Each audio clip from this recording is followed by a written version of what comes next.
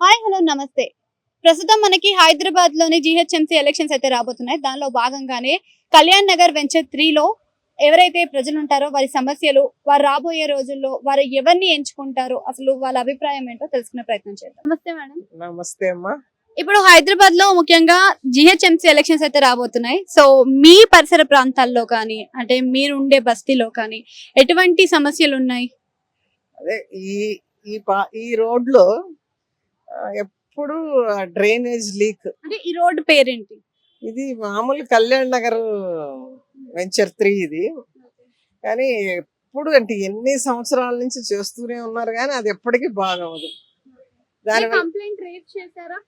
చేస్తుంటారు రిపేర్లు, కానీ అది సరిగ్గా చేయడం లేదు. అంటే ఈ ఏరియాకి ఎమ్మెల్యే కానీ కార్పొరేటర్ కానీ రావడం ఇలాంటివి చేస్తూ ఉంటారా? వస్తుంటారు కానీ మరి ఈ ప్రాబ్లం కరెక్ట్ గా వాళ్ళు సాల్వ్ చేయలేకపోతున్నారు. అది ఇంకేమైనా ప్రాబ్లమ్స్ ఉన్నాయా? డ్రైనేజెస్ నిండిపోవడం, రోడ్స్ ఏమన్నా, ఇది చెత్త ఎక్కడ పడితే అక్కడ పడేస్తూ ఉన్నారు, వాటి గురించి? చెత్త అయితే క్లీన్ చేస్తుంటారు కానీ ఇదే ఈ డ్రైనేజ్ లీకేజ్ వల్లనే చాలా ఇబ్బంది.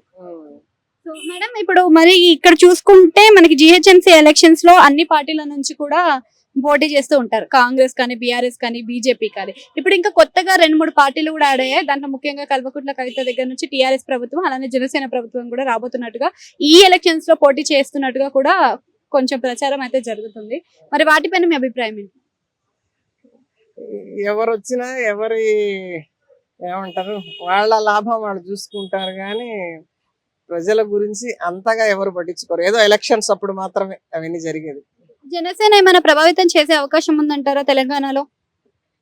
నాకు అంత ఐడియా లేదు. అది ఆంధ్రాలోనే కదా ఉంది అంటున్నారు మరి.